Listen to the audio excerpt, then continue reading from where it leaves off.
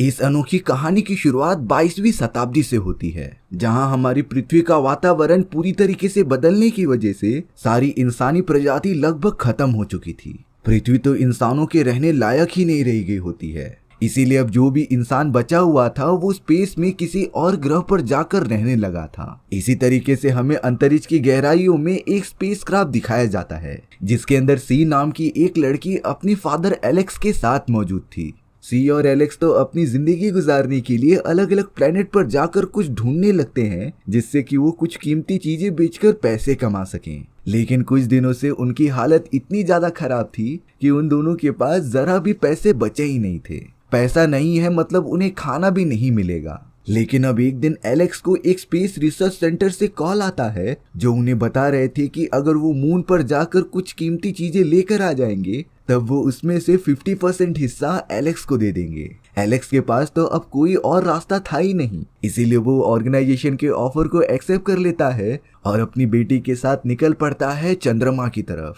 Organisation वालों ने Alex को रिसर्च करने के लिए उसे सारे इक्विपमेंट्स दे दिए थे, जिससे कि एलेक्स लगातार अपनी बेटी के साथ चंद्रमा की तरफ बढ़ने लगा था। लेकिन यहाँ चंद्रमा के वातावरण में घुसते ही उनके स्पेसक्राफ्ट में कुछ टेक्निकल गलतियां आ जाती हैं, जिससे कि स्पेसक्राफ्ट आउट ऑफ कंट्रोल होने के कारण वो क्रैश लैंड हो जाता है।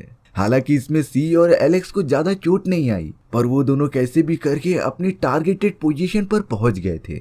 बाहर निकलते ही उन दोनों ने देखा कि चंद्रमा के चारों तरफ पेड़ पौधे उग चुके हैं। चंद्रमा तो पूरा एक फॉरेस्ट लैंड बन चुका था। लेकिन अभी भी उन्हें चंद्रमा पर ऑक्सीजन हेलमेट पहनकर बाहर निकलना पड़ता है, क्योंकि यहाँ की हवा काफी ज्यादा प्रदूषित थी। सी और उसका फादर एलेक्स जल्द से जल्द अपना रिसर्च स्टार्ट कर देते हैं।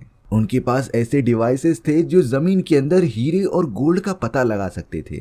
उन्हीं डिवाइसेस की मदद से एलेक्स और सी पहली बार में ही एक बहुत ही बड़े डायमंड के टुकड़े को हासिल कर लेते हैं। एलेक्स तो ये देखकर बहुत ही ज्यादा खुश हो गया था, क्योंकि उसे डायमंड के प्राइस के बारे में पता है और वो नहीं चाहता कि वो इस डायमंड का 50% ऑर्गेनाइजेशन के साथ शेयर करे, क्योंकि अगर ये डायमंड वो अपने पास रख लेगा तब उसके द्वारा कर्ज लिए गए सारे पैसे चुकते हो जाएंगे। इतना ही नहीं, उन्हें काफी सारे पैसे भी मिल सकते थे। इसीलिए अब एलेक्स अपनी बेटी सी के साथ डिसाइड करता है कि वो चंद्रमा पर और भी डायमंड्स ढूंढेंगे और उन्हें ऑर्गेनाइजेशन को देने के बजाय खुद के पास रख लेंगे। हालांकि सी को लग रहा था कि उन्हें अब यहाँ से चले जाना चाहिए, लेकिन एलेक्स कहता है कि यहाँ पर एक ऐसी खुफिया जगह है जहाँ प्योर डायमंड्स के बहुत सारे भंडार मौजूद हैं। हालांकि वो इस प्लेनेट पर बार बार नहीं आने वाले, इसीलिए उन्हें इस मौके का फायदा उठा लेना चाहिए। इसके बाद सी अपने फादर के साथ आगे बढ़ने लग जाती है, पर यहाँ थोड़ी ही दूर जाने के बाद ही उन्हें दो आदमी दिखाई दिए थे जो कि डायमंड्स ढूंढ रहे होते हैं।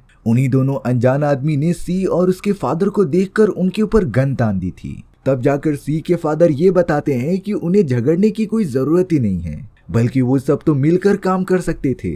सी के फादर एलन को उन डायमंड्स के खान के बारे में पता था, इसीलिए सी के फादर उन्हें कहते हैं कि अगर तुमने मुझे मार दिया तब तुम दोनों उस डायमंड के खजाने तक नहीं पहुंच पाओगे, और अगर जितना भी खजाना हमें मिलेगा हम उसे आधा आधा डिवाइड कर लेंगे। ये डील उन दोनों अजनबियों को काफी पसंद आती है, इसीलिए वो चारों निकल पड़े थे खजाने की तरफ। लेकिन सी के फादर एलन का तो कुछ अलग ही प्लान था। जैसे ही वो दोनों अजनबी थोड़ा आगे जाते हैं तभी एलन अपनी गन निकालकर उन दोनों के ऊपर तान देता है। दरअसल अब एलन पूरी तरीके से लालच में डूब चुका था, उसे वो सारा डायमंड्स अकेले ही चाहिए था। पर तभी अचानक उन्हीं दोनों में से एक आदमी ने एलन के ऊपर गोली चला दी। एलन ने भी अपनी प्रोटेक्शन के लिए तुरंत ही वार किया, पर बदकिस्मती से दोनों को ही गोली लग गई और वो दोनों ही मारे गए।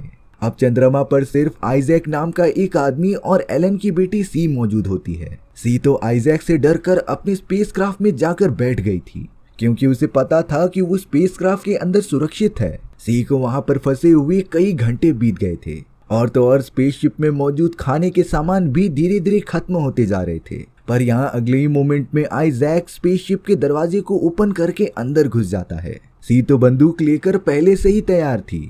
उसने तुरंत ही आइजैक के हाथ पर गोली चला दी, जिससे कि आइजैक घायल होकर नीचे गिर जाता है। सी तो अपने फादर के कातिल को जान से मारने के लिए आगे बढ़ रही थी, पर तभी आइजैक बताता है कि तुम मुझे मार नहीं सकती, क्योंकि अगर तुमने मुझे गोली मार दी तब तुम इस प्लेनेट से कभी बाहर ही नहीं निकल पाओगी। और तो और इस प्लेनेट पर अजीब तरीके के एलियंस भी मौजूद होते हैं जो तुम्हें बड़ी आसानी से खत्म कर देंगे। सी बहुत देर तक सोच ही रही थी कि उसे क्या करना है, पर अब वो दिल से नहीं बल्कि दिमाग से काम लेती है। सी ने आइजैक को जान से नहीं मारा, बल्कि वो तो आइजैक को ठीक करने के लिए उसे मेडिसिन भी प्रोवाइड करती है। और अब आइजैक सी से ये कहता है कि उन्हें डायमंड्स के खजाने को ढूंढना पड़ेगा, जिससे कि वो यहाँ से काफी सारे धन और दौलत साथ में लेकर जाएं। सी भी आइजैक की इस बात से मान जाती है। आइजैक की चोट थोड़ी सी ठीक होने के बाद वो दोनों बाहर निकलकर खजाने की तरफ बढ़ने लगे थे, लेकिन सी को अभी भी आइजैक पर भरोसा नहीं था। इसीलिए वो आइजैक के हाथ में एक रस्सी बांध देती है और उसे अपने आगे चलने के लिए कहती है ताकि वो उसके ऊपर बंदूक से नजर रख सके।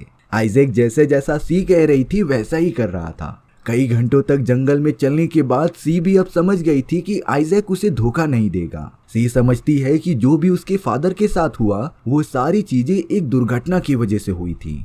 सी को तो आइजैक पर पूरी तरीके से भरोसा हो चुका था, लेकिन यहाँ आइजैक के हाथ पर जो गोली लगी हुई थी वो अब इन्फेक्टेड होना स्टार्ट हो जाती है, और अगर इसका सही इलाज नहीं किया गया तब आइजैक की जान भी जा सकती थी। इसीलिए आइजैक और सी अब उस जगह पर पहुंच जाते हैं जहां पर इस प्लेनेट के आदिवासी रहते थे।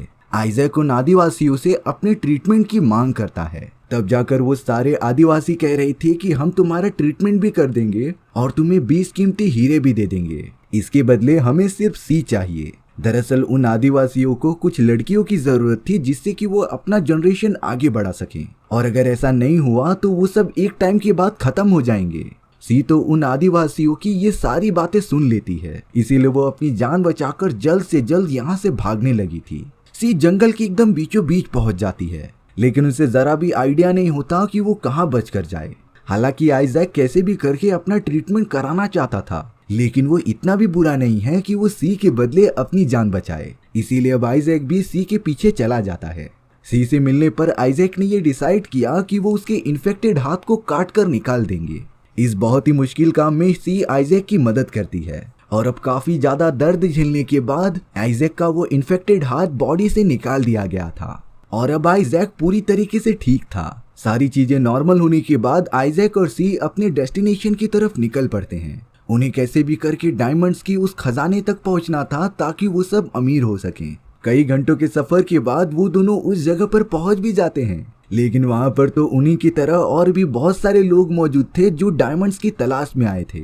दरअसल ये लोग सी के फादर के ऑर्गेनाइजेशन के लिए काम करते थे, जो यहाँ सी के फादर का वेट कर रहे होते हैं। आइजैक को जब ये सारी बातें पता चली तब वो उन एम्प्लॉयज के पास जाकर ये कहता है कि वही सी का फादर है, क्योंकि उन सारे लोगों को जमीन के अंदर से डायमंड्स को अच्छी तरीके से निकालना नहीं आता था। वो सिर्फ सी के फादर ही जानते थे। इसीलिए आइजैक उन सभी को झूठ कह देता है कि वही सी का फादर है, जिससे कि वो लोग आइजैक और सी को कुछ भी ना करें। और अब उन लोगों के कहने पर आइजैक जमीन के अंदर से डायमंड्स को एक्सट्रैक्ट करने लगा था, लेकिन परेशानी की बात ये थी कि उसे ये काम बिल्कुल भी नहीं आता था। हालांकि आइजैक ने अपने फादर को ये सारी चीजें करते हुए कई बार देखा होता है, लेकिन वो भी इस काम को अच्छे से नहीं कर पा रही थी। जो भी डायमंड्स वो जमीन से निकालकर एक्सट्रैक्ट करने की कोशिश कर रहे थे वो खराब हो जा रहे थे। अब ये सारी चीजें करते हुए एक आदमी ने उन्हें देख लिया था, जो ये बात अपने बाकी साथियों को बताने के लिए जा रहा होता है।